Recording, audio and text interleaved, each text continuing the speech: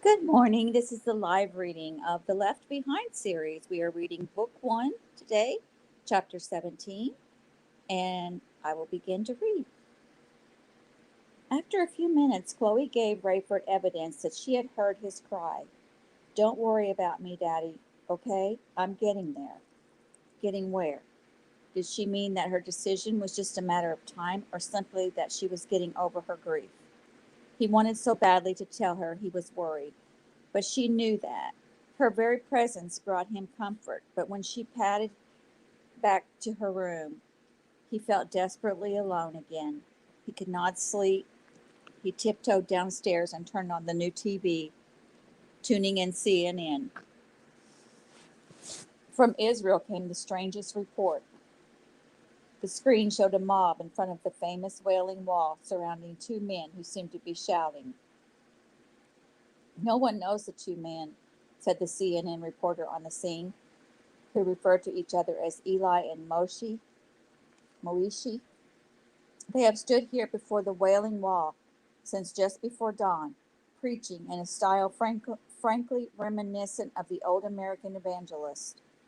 Of course, the Orthodox Jews here are in an uproar, charging the two with desecrating this holy place by proclaiming that Jesus Christ of the New Testament is the fulfillment of the Torah's prophecy of a Messiah. Thus far, there have been no violence, though tempers are flaring and authorities keep a watchful eye. Israeli police and military personnel have always been loath to enter this area, leaving religious zealots here to handle their own problems. This is the most explosive situation in the Holy Land since the destruction of the Russian Air Force, and this newly prosperous nation has been concerned almost primarily with outside threats. For CNN, this is Dan Bennett in Jerusalem. Had it not been so late, Rayford would have called Bruce Barnes. He sat there, feeling a part of the family of believers to which the two men in Jerusalem apparently belonged. This was exactly what he had been learning, that Jesus was the Messiah of the Old Testament. Bruce had told him and the rest of the core group at New Hope that there would soon spring up 144,000 Jews who would believe in Christ and begin to evangelize around the world. Were these the first two? The CNN anchorwoman turned to national news.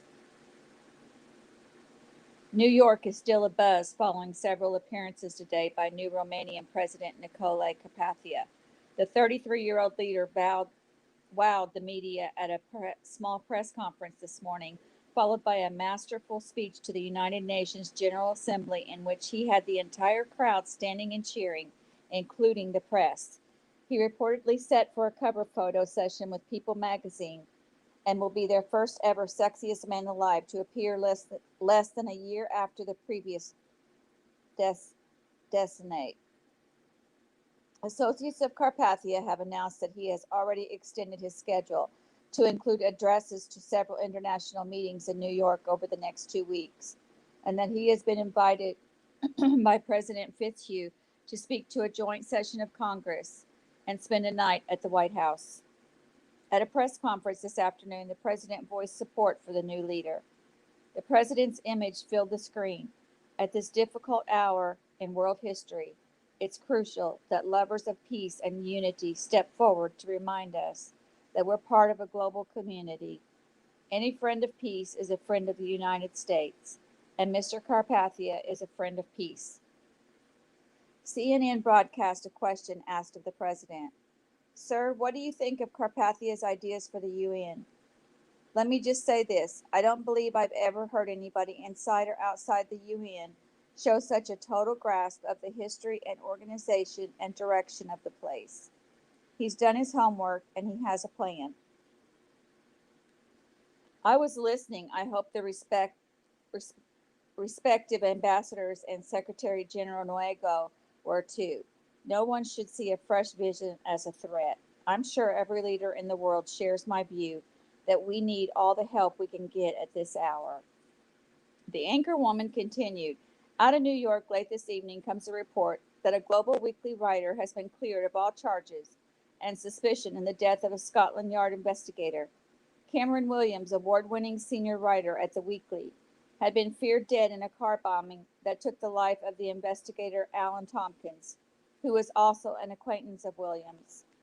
Tompkins' remains had been identified, and Williams's passport and ID were found among the rubble after the explosion. Williams' assumed death was reported in newspapers across the country, but he reappeared in New York late this afternoon and was seen at the United Nations press conference following Nicole Carpathia's speech. Earlier this evening, Williams was considered an international fugitive wanted by both Scotland Yard and Interpol for questioning in connection with the bombing death.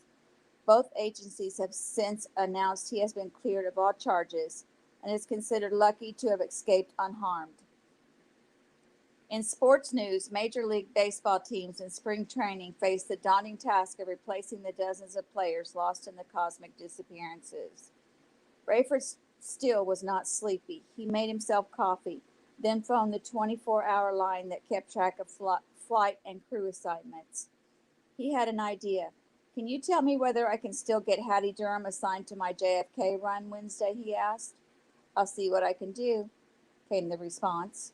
"Whoops, no, I guess you can't. She's going to New York already. Yours is the 10 a.m. flight. Hers is the 8 a.m.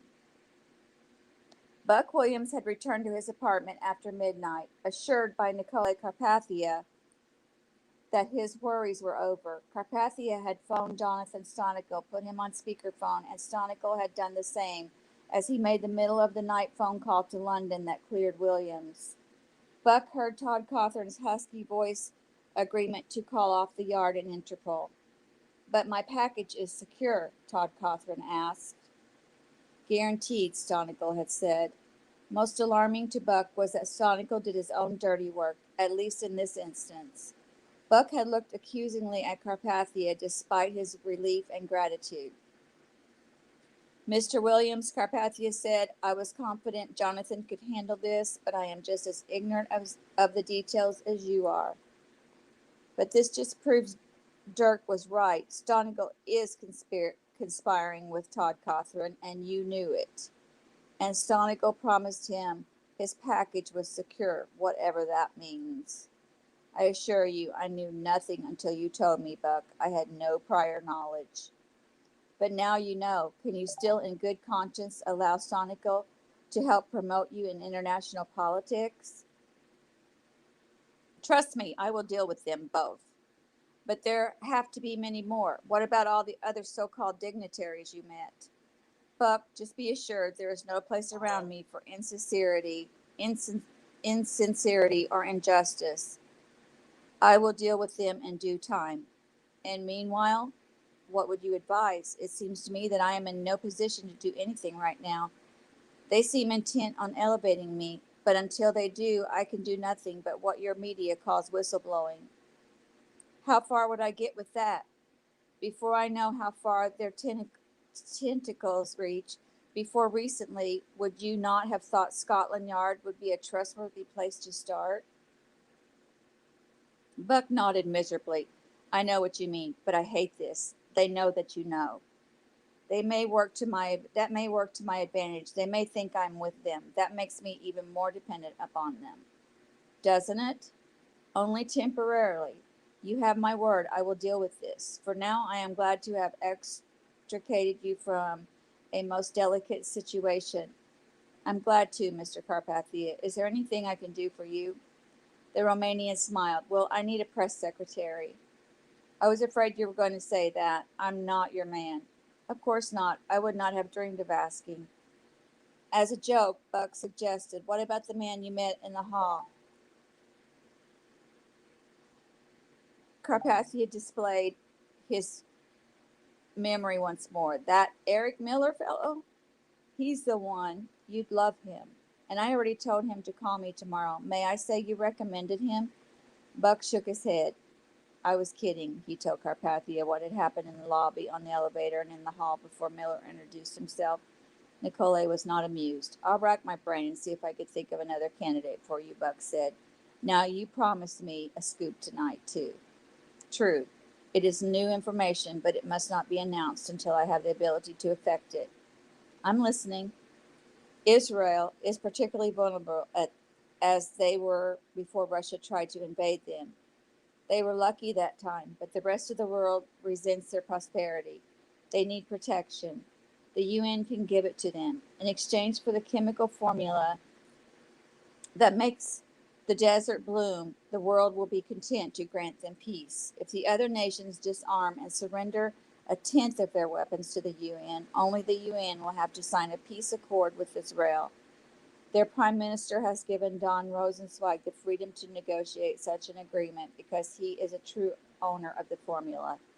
They are, of course, insisting on guarantees of protection for no less than 7 years. Buck sat shaking his head. You're going to get the Nobel Peace Prize, Times Person of the Year, and our Newsmaker of the Year. Those certainly are not my goals. Buck left Carpathia believing that as deeply as he had ever believed anything, he was a man unaffected by the money that could buy lesser men. At his apartment, Buck discovered yet another phone message from Hattie Durham. He had to call that girl. Bruce Barnes called the core group together for an emergency meeting at New Hope Village Church Tuesday afternoon. Rayford drove over, hoping it would be worth his time and that Chloe wouldn't mind being home alone for a while.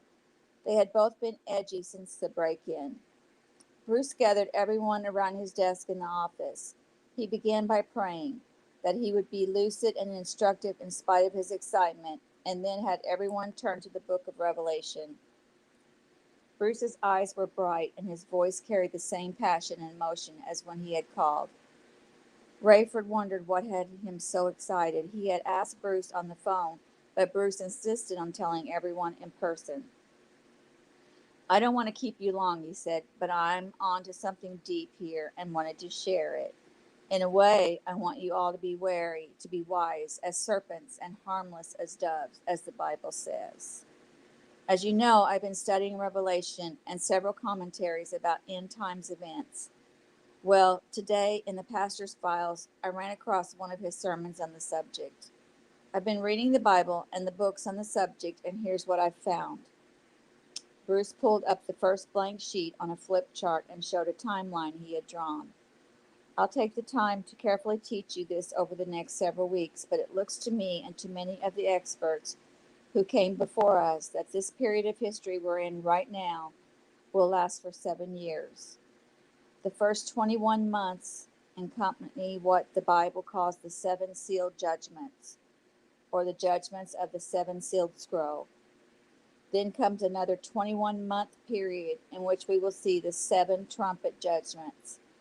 In the last 42 months of this 7 years of tribulation, if we have survived, we will endure the most severe tests, the 7 vial judgments.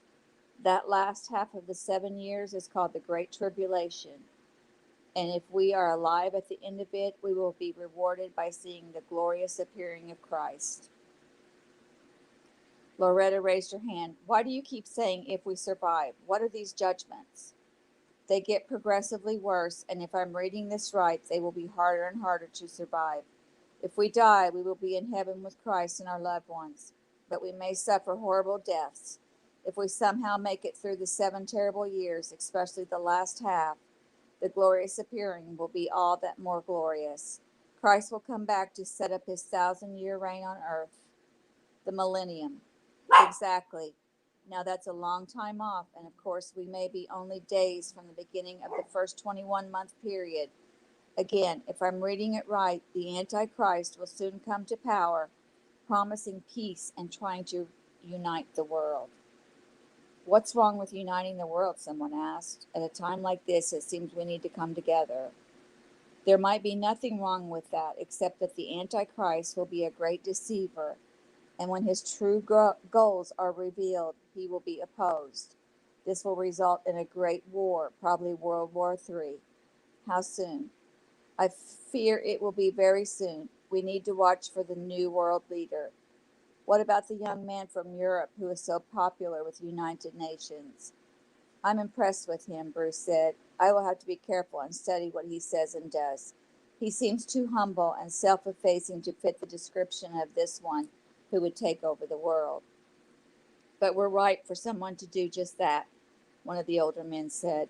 I found myself wishing that guy was our president. Several others agreed. We need to keep an eye on him, Bruce said. But for now, let me just briefly outline the seven sealed scroll from Revelation 5, and then I'll let you go. On the one hand, I don't want to give you a spirit of fear, but we all know we're still here because we neglected salvation before the rapture. I know we're all grateful for the second chance, but we cannot expect to escape the trials that are coming. Bruce explained that the first four seals in the scroll were described as men on four horses: a white horse, a red horse, a black horse, and a pale horse. The white horseman apparently is the Antichrist, who ushers in 1 to 3 months of diplomacy while getting organized and promising peace. The red horse signifies war. The Antichrist will be opposed by three rulers from the south, and millions will be killed. In World War III, that's my assumption. That would mean within the next 6 months. I'm afraid so. And immediately following that, which will take only 3 to 6 months because of the nuclear weaponry available, the Bible predicts inflation and famine. The black horse, as the rich get richer, the poor starve to death. More millions will die that way. So if we survive the war, we need to stockpile food. Bruce nodded. I would. We should work together. Good idea, because it gets worse. That killer famine could be as short as 2 or 3 months before the arrival of the fourth seal judgment, the fourth horseman on the pale horse, the symbol of death. Besides the post-war famine, a plague will sweep the entire world. Before the fifth seal judgment, a quarter of the world's current population will be dead. What's the fifth seal judgment? Well, Bruce said, you're going to recognize this one because we've talked about it before.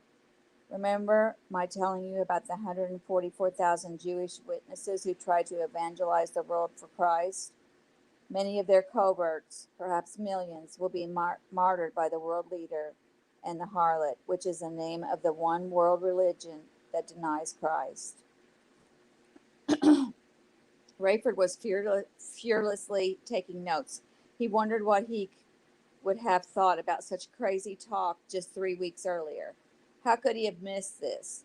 God had tried to warn his people by putting his word in written form centuries before.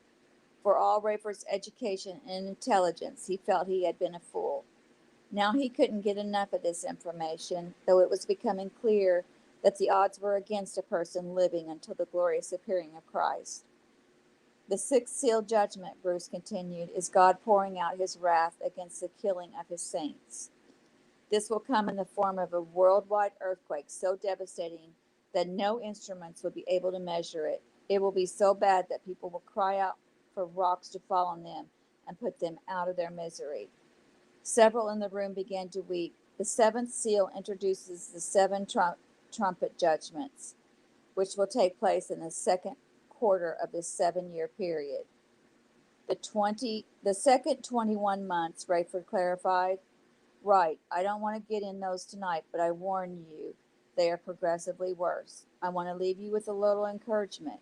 You remember we talked briefly about two witnesses, and I said I would study that more carefully? Revelations 11:3-14 makes it clear that God's two special witnesses, with supernatural power to work miracles, will prophesy 1,260 days, clothed in sackcloth. Anyone who tries to harm them will be devoured. No rain will fall during that time that they prophesy. They will be able to turn water to blood and to strike the earth with plagues whenever they want. Satan will kill them at the end of 3.5 years, and their bodies will lie in the street of the city where Christ was crucified. The people they have tormented will celebrate their deaths, not allowing their bodies to be buried. But after 3.5 days, they will rise from the dead and ascend to heaven in a cloud while their enemies watch. God will send another great earthquake. A tenth of the city will fall, and 7,000 people will die.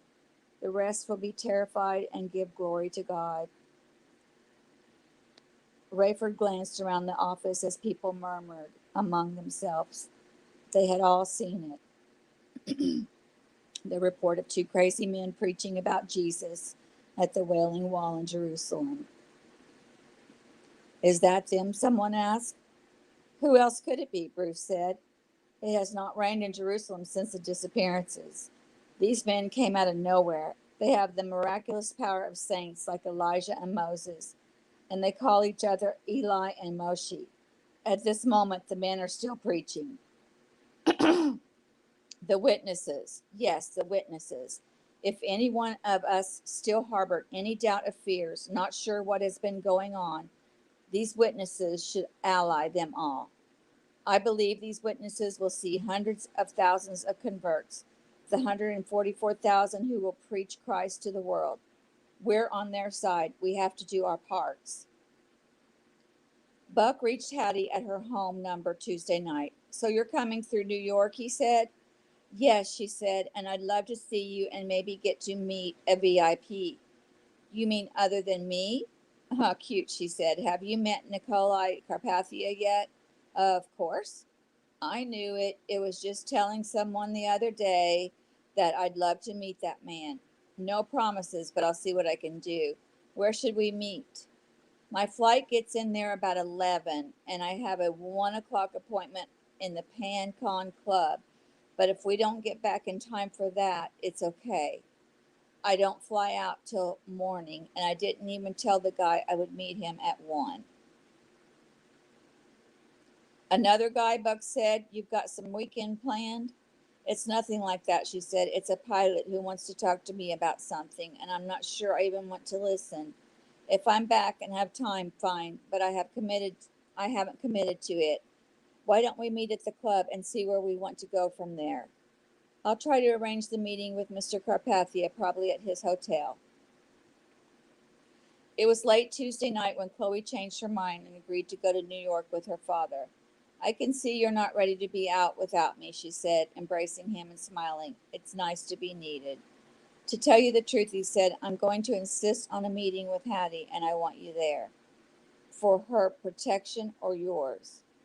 Not funny. I've left her a message insisting that she see me in the PanCon Club at JFK at 1 in the afternoon. Whether she will or not, I don't know. Either way, you and I will get some time together. Daddy time together is all we've had. I think you'd be tired of me by now. That'll never happen, Chloe. Early Wednesday morning, Buck was summoned to the office of Stanton Bailey, publisher of Global Weekly.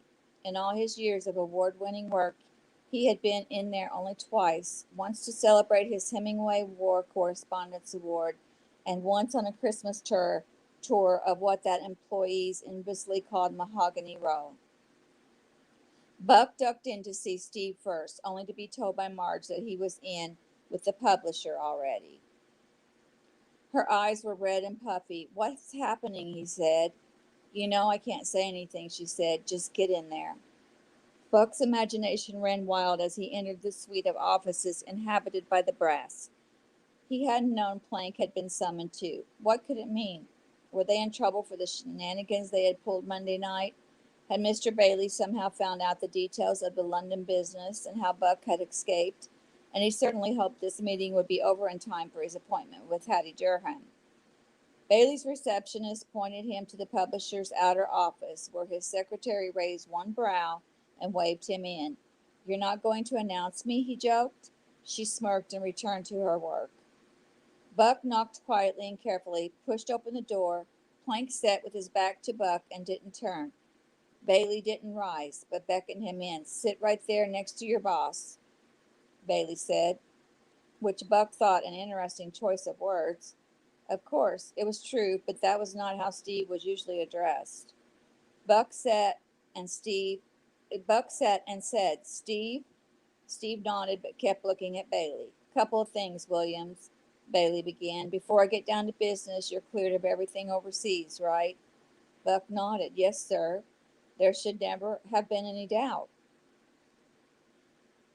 Well, of course there shouldn't, but you were lucky. I guess it was smart to make it look like whoever was after you got you, but you made us think that for a while too, you know. Sorry, I'm afraid that was unavoidable. And you wound up giving them ammunition to use against you if they wanted to burst you bust you for some reason.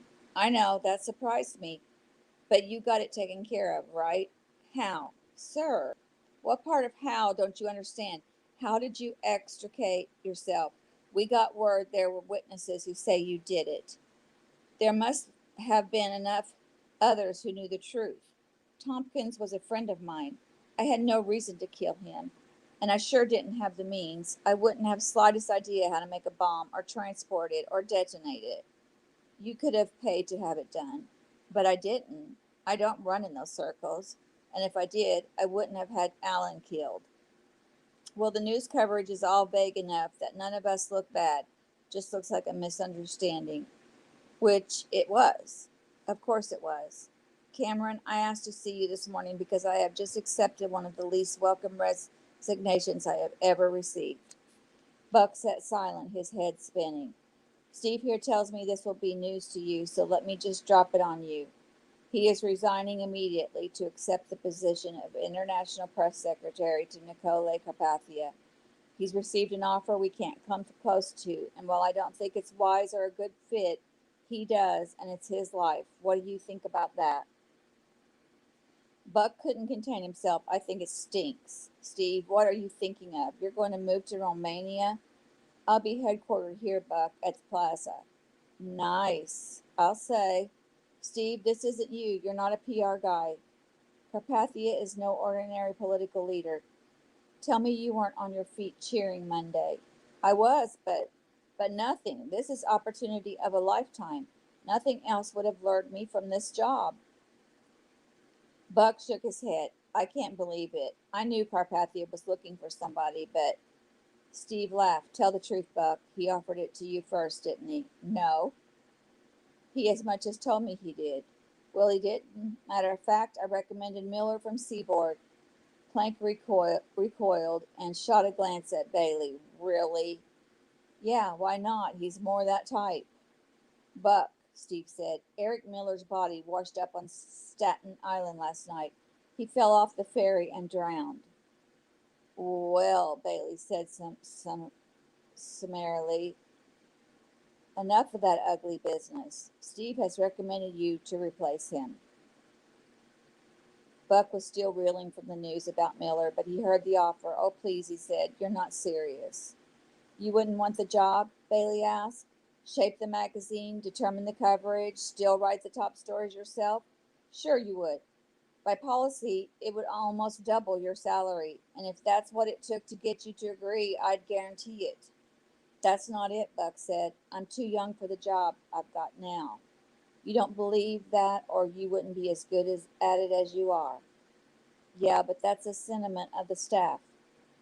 What else is new? Bailey roared. They think I'm too old. They thought Steve was too laid back. Others thought he was too pushy. They'd complain if we brought in the Pope himself. I thought he was missing. You know what I mean. Now, how about it? I could never replace Steve, sir. I'm sorry.